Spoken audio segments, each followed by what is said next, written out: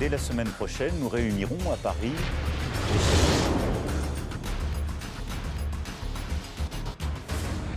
France के राष्ट्रपति Emmanuel Macron ने फ्रांस की जनता को संबोधित किया। इस भाषण की खास बात यह थी कि राष्ट्रपति बनने के बाद शायद ही पहले कभी मैक्रो रूस को लेकर इतना बेचैन, परेशान और आक्रामक दिखे। मैक्रो के निशाने पर रूस था, तो अपने संबोधन में उन्होंने अमेरिकी राष्ट्रपति ट्रंप को आड़े हाथों लिया, तो राष्ट्रपति पुतिन पर भड़ास निकाली। टेलीविजन पर प्रसारित संबोधन में वो यूक्रेन युद्ध और यूक्रेन की मदद से पीछे हटने को लेकर अमेरिका पर बोलते नजर आए। ऐसा लग रहा है कि जैसे जैसे रूस यूक्रेन जंग में यूक्रेन के पीछे हटने के बाद फ्रांस उनकी पोजीशन लेगा, यानी यूरोप में जंग नहीं थमेगी। रूस को यूक्रेन के बाद अगली टक्कर फ्रांस से मिलेगी। दरअसल तेवर यही थे और आजकल यही है मैक्रो के। खैर, मैक्रो ने जो भी कहा उसने दुनिया का ध्यान खींचा। मैक्रो ने कहा कि फ्रांस और यूरोप को रूस से खतरा है। उन्होंने चेतावनी दी कि रूस आक्रामकता की कोई सीमा नहीं है और ये केवल यूक्रेन तक ही सीमित नहीं रहेगी।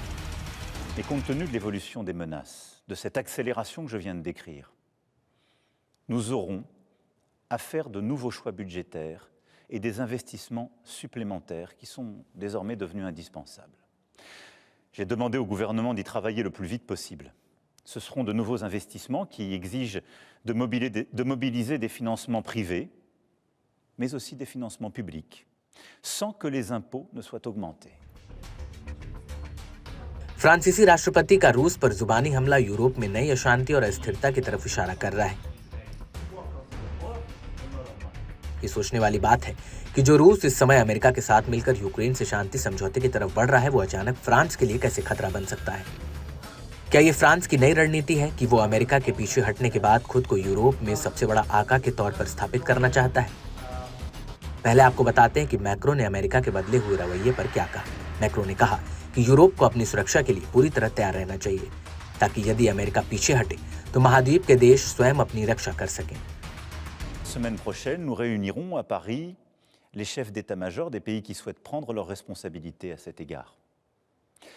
C'est ainsi un plan pour une paix solide, durable, vérifiable, que nous avons préparé avec les Ukrainiens et plusieurs autres partenaires européens et que j'ai été défendre aux États-Unis il y a 15 jours et à travers l'Europe.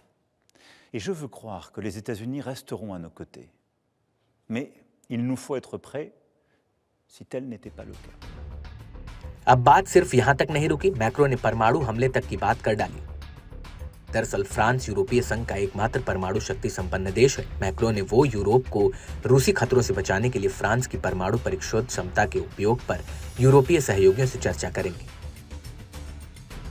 उन्होंने कहा कि Europe की सुरक्षा को लेकर रूसी खतरे को देखते हुए फ्रांस अपने परमाणु हथियारों से यूरोपीय सहयोगियों की रक्षा के लिए तैयार है। मैक्रो ने कहा कि फ्रांस की ओर से यूक्रेन और यूरोप की हर मुमकिन मदद जारी रखी जाएगी।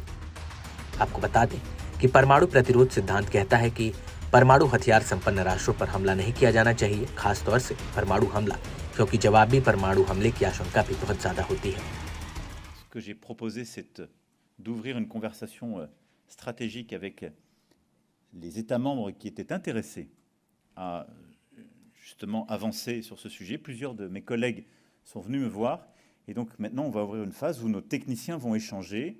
On va regarder exactement, on va ouvrir un dialogue à la fois stratégique et technique et se suivront des échanges au niveau des chefs d'État et de gouvernement pour regarder d'ici la fin du semestre s'il y a des coopérations nouvelles qui peuvent voir le jour.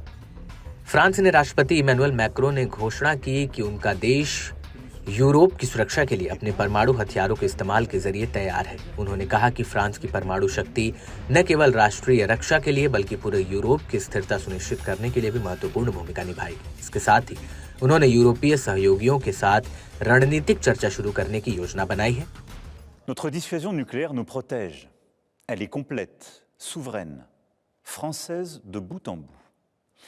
Elle a, depuis 1964, de manière explicite, toujours joué un rôle dans la préservation de la paix et de la sécurité en Europe.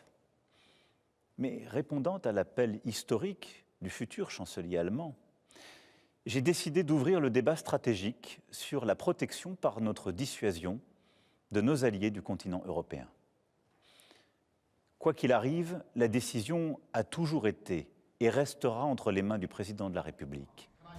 आपको बता दें कि Europe में France और Britain दो प्रमुख परमाणु संपन्न राष्ट्र हैं। फ्रांस की परमाणु रणनीति समुद्री और हवाई दोनों माध्यमों पर आधारित है। फ्रांस के राफेल लड़ाकू विमान और परमाणु सक्षम पनडुब्बियां किसी भी इमरजेंसी में हमले के लिए तैयार रहती है। फेडरेशन ऑफ अमेरिकन साइंटिस्ट के अनुसार फ्रांस के पास लगभग 290 परमाणु हथियार हैं, जबकि ब्रिटेन के पास करीब 225 है। जबकि वहीं दुनिया के कुल परमाणु हथियार को लगभग 88% हिस्सा अमेरिका और रूस के पास है। ऐसे में मैक्रो ने साफ कर दिया है कि यूक्रेन के नाम पर यूरोप में असल में मैक्रो कौन सा ट्रम्प कार्ड खेलने वाले हैं। बहरहाल मैक्रो ने ट्रम्प के टैरिफ प्लान पर भी निशाना साधा और कहा कि चीन, कनाडा और मेक्सिको पर टैरिफ लगाने के बाद अब यूरोपीय संघ को भी ऐसे ही फैसलों का सामना करना पड़ सकता है। उन्होंने चेतावनी दी कि इस तरह के फैसले न केवल यूरोप बल्कि अमेरिकी अर्थव्यवस्था के लिए भी नुकसानदायक साबित होंगे। मैक्रो के भाषण से साफ हो गया है कि वो यूक्रेन की आड़ में फ्रांस को तीसरी शक्ति या फिर यूरोपियन यूनियन को तीसरे पावर सेंटर के तौर पर बनाना चाहते हैं, जिसका अगुवा वो खुद बनना चाहते हैं। अगर ऐसा नहीं होता तो वो यूक्रेन को सारी खुफिया जानकारी मुहैया नहीं कराते जो अमेरिका ने बंद की। अमेरिका द्वारा यूक्रेन के साथ खुफिया सूचना साझा करने पर रोक लगाने के बाद ही फ्रांस ने यूक्रेन को हर खुफिया सैन्य जानकारी मुहैया कराना शुरू कर दी। तो वहीं दूसरी तरफ यूक्रेन को अमेरिकी समर्थन पर रोक के बाद यूरोपीय नेताओं ने यूक्रेन के समर्थन में अपनी कूटनीतिक कोशिशें तेज कर दी। बहरहाल फ्रांस के राष्ट्रपति का ये बयान ऐसे समय में आया है जब अमेरिका से यूरोप के रिश्ते अच्छे दौर में नहीं है। Semaine prochaine, nous réunirons à Paris les chefs d'état-major des pays qui souhaitent prendre leurs responsabilités à cet égard. C'est ainsi un plan pour une paix solide, durable, vérifiable que nous avons préparé avec les Ukrainiens et plusieurs autres partenaires européens et que j'ai été défendre aux États-Unis il y a 15 jours et à travers l'Europe. Et je veux croire que les États-Unis resteront à nos côtés. Mais il nous faut être prêts si tel n'était pas le cas. अमेरिकी राष्ट्रपति Donald Trump ने हालिया समय में Ukraine रूस युद्ध समेत कई मामलों पर यूरोप से नाराजगी जताई है और नेटो से बाहर होने के संकेत दिए हैं। ऐसे में फ्रांस एक नई भूमिका निभाने के मूड में आ चुका है।